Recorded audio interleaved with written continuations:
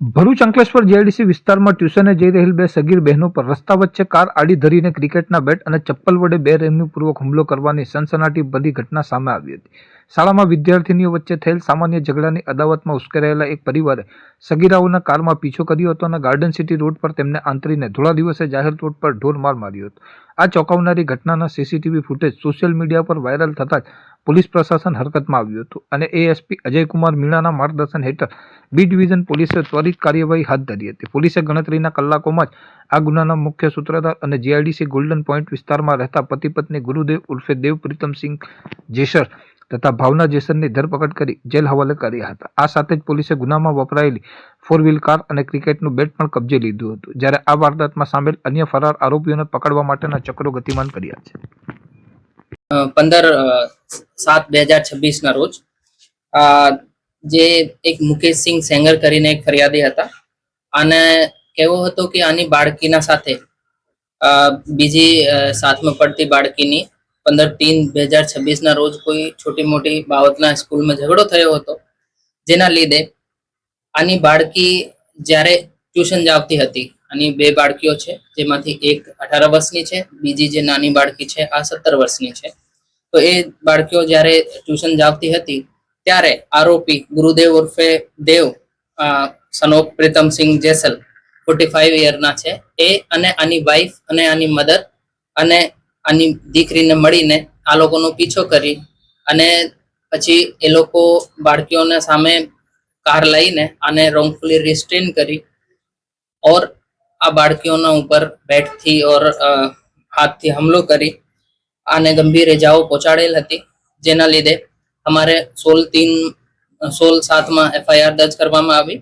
અને પછી આમાં જે ઇજાઓ અને બીજી જે સોશિયલ મીડિયા પર વાયરલ થયેલ વિડીયોને જોતા અમારે કલમ ઉમેરો પર કરવામાં આવ્યો, જેમાં પછી અમને 109(61)(2 જે कि गुनाहित कावतरो અને 126(2) और जीपी एक्ट મુજબ FIR માં કલમ ઉમેરા કરવામાં આવ્યા. તે પછી કાલે 18/7 ના રોજે ગુરદેવસિંહને શામ 4 વાગે અમારે અરેસ્ટ કરી લીધો છે.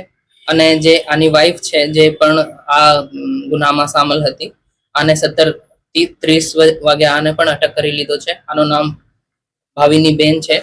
અને જે બીજા બે આરોપીઓ છે, એક બાળકી જે કાયદાના સંઘર્ષમાં છે, આ નાની બાળકી છે આ, અને એક લેડી જે ગુરુદત્તની મધર હતી, એ બુજુર્ગ માણસ છે, આની ઉંમર એ સિનિયર સિટીઝન છે, જેથી અત્યારે એ લોકોને અટક કરવા માટે તજવીજ ચાલી રહી છે.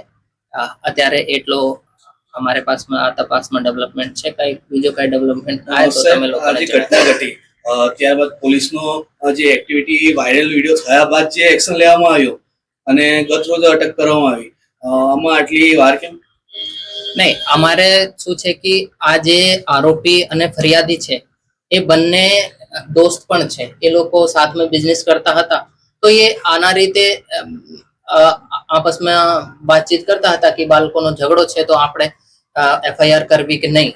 તો એ લોકો અમે સિમ્પલ જણાયો. પછી આ જે ફરિયાદી છે આના કઈથી વિડીયો જઈને રૂટ પર ત્યાં જીઆઈડીસી ના જે સર્વર છે આમાંથી આ વિડીયો લીધો અને તે પછી આ લોકોને ગંભીરતા માલુમ પડી અને અમે પણ જાણ કરી. તો અમે તુરંત જ કલમ ઉમેરો કરીને આ લોકોને અરેસ્ટ કરી લીધા. બાળકોનો જે ઝઘડો છે કઈ બાબતનો હતો એ તપાસમાં આવ્યું છે?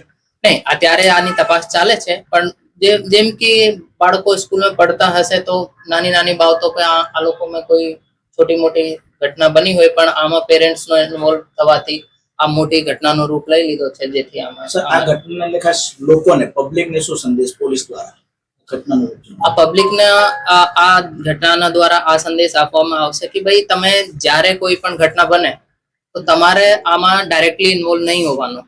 પોલીસ છે, તંત્ર છે, આને જાણ કરવી અને કાયદાનું પાલન કરવું. તમારે ડાયરેક્ટ કોઈ ચીજમાં તમે ઇન્વોલ્વ થઈ જાઓ છો તો આથી કાયદાનો જે છે આ ડિસ્ટર્બ થાય છે, જે અમારે માટે બહુ અઘરું વિષય છે. એટલી સમજ અમારે કરવામાં આવે છે. ઓકે.